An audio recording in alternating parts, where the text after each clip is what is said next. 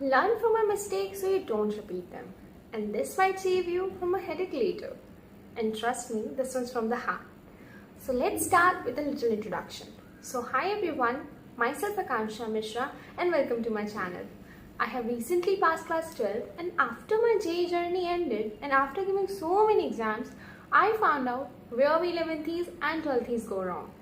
We will talk about exams and their experiences in another video. But you can trust me on this that whatever I would be saying, that would be how I would want my preparation to look like if I was given a second chance. This video is all about the mistakes I did in class 11th and 12th that you should never repeat. This video is helpful for anyone who is transitioning from 10th to 11th or someone in class 12th. So let's start the video. My first mistake was no time management. अगर आप नए अभी 11th में आए हो, so I know that हमें लगता है everything is as easy as a piece of cake.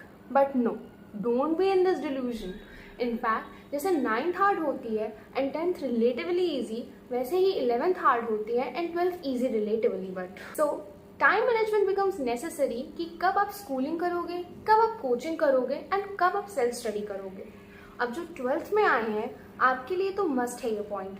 इससे फर्क नहीं पड़ता कि आपका 11th खराब था या अच्छा. You need to manage and squeeze out time in order to complete your syllabus by mid-September or early October.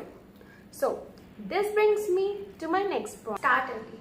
I know that ये बहुत मुश्किल होता है because हमने 10th एग्जाम्स के बाद I guess 2-2.5 महीने मिलता है, तो इसमें भी हम पढ़ें. Yeah, I mean don't study rigorously, but at least get an idea about what you will be studying in upcoming 2 years. Explore करो टॉपिक्स को. जैसे किसी को 11th की फिजिक्स पसंद आ सकती है तो किसी को केमिस्ट्री, किसी को परम्यूटेशन एंड कॉम्बिनेशन, किसी को binomial. So explore at least by NCERT. Make a roadmap in which आप कंफर्टेबल हो. नाउ आप 12th में आए हो तो आई गेस मैक्सिमम कोचिंग में जैन तक कंप्लीट करवा देते हैं 11th एंड 12th 1 या 1.5 मंथ्स के बाद स्टार्ट करवाते हैं. सो प्लान करो. ये मत सोचो कि 12th का 12th में देखेंगे क्योंकि नहीं देखी जाती. सो 11th के कुछ इंपॉर्टेंट टॉपिक्स कर लो जैसे जीओसी, हाइड्रोकार्बन्स, फंक्शंस अगर चाहते हो कि कैलकुलस खराब ना हो, एंड और भी बहुत सारे चैप्टर हैं. Now my next point is do modules. चाहे आप 11th में हो या 12th, मॉड्यूल्स को लास्ट प्रायोरिटी पे मत रखो.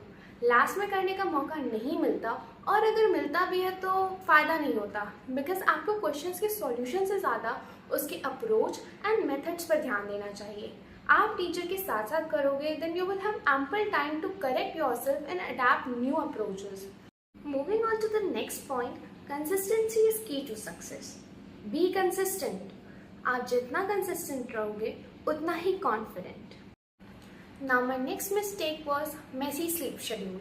I know कि स्कूल, कोचिंग, सेल्फ स्टडी इन्हें मैनेज करने में दिक्कत आती है तो हम अपना स्लीप ही सेक्रीफाइस करने लग जाते हैं. Don't keep yourself last in your own priority list. 11th and mid 12th तक 8 आवर्स ऑफ स्लीप रखो एंड कैसे भी सिचुएशन हो 6 आवर्स से कम स्लीप लेकर मत पढ़ो. हमें रटना नहीं, चीज़ों को समझना होता है. और ऐसे में अगर आप स्लीपी फील करोगे तो जो आप समझ सकते थे या जिस क्वेश्चन को सॉल्व कर सकते थे उसे उतने एफिशिएंसी के साथ नहीं कर पाओगे. My next point is identify your study patterns. We all know कि यूट्यूब पे काफ़ी लोगों ने night study versus morning study पर कंपैरिजन वीडियो बनाया है.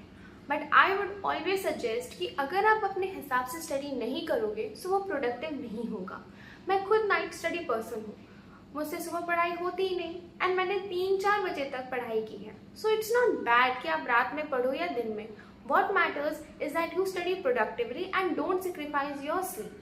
ऐसे ही कुछ लोग फॉर्मूलाज याद करके क्वेश्चंस लगाते हैं एंड कुछ क्वेश्चंस लगाते लगाते फॉर्मूलाज याद करते हैं.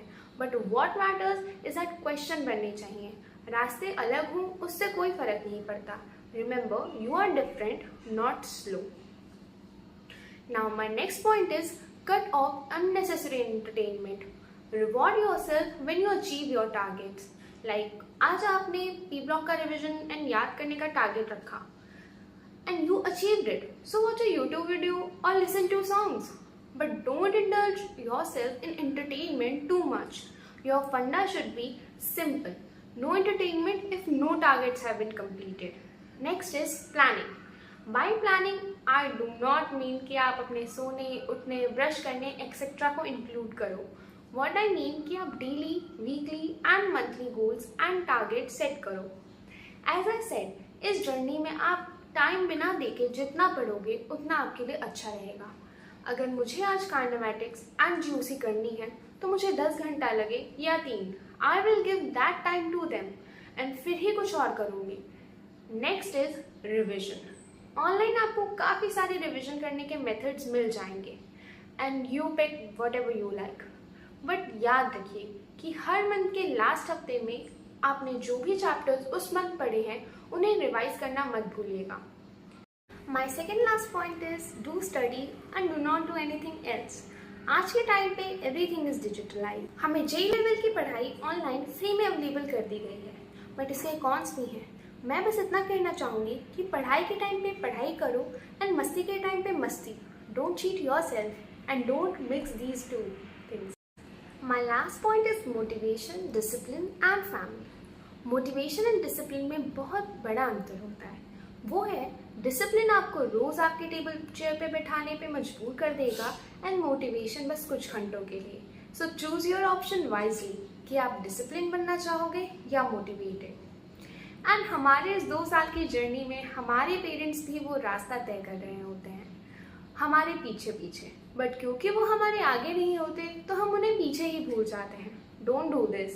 इस जेई की जर्नी के बाद हम कॉलेज चले जाएंगे, फिर जॉब. सो ये बहुत इंपॉर्टेंट होता है कि एटलीस्ट आधा घंटा उन्हें दो, उनसे बात करो and trust me, it will benefit you. Remember, this journey is marathon not sprint. यहाँ स्लो एंड स्टडी ही जीतता है. Don't Hari, give each topic time, be patient with yourself and enjoy. Thank you for watching this video. If you found this informative, then like, share, subscribe करना मत भूलिएगा. तब तक के नमस्ते. हंसते रहिए और पढ़ते रहिए. बाय.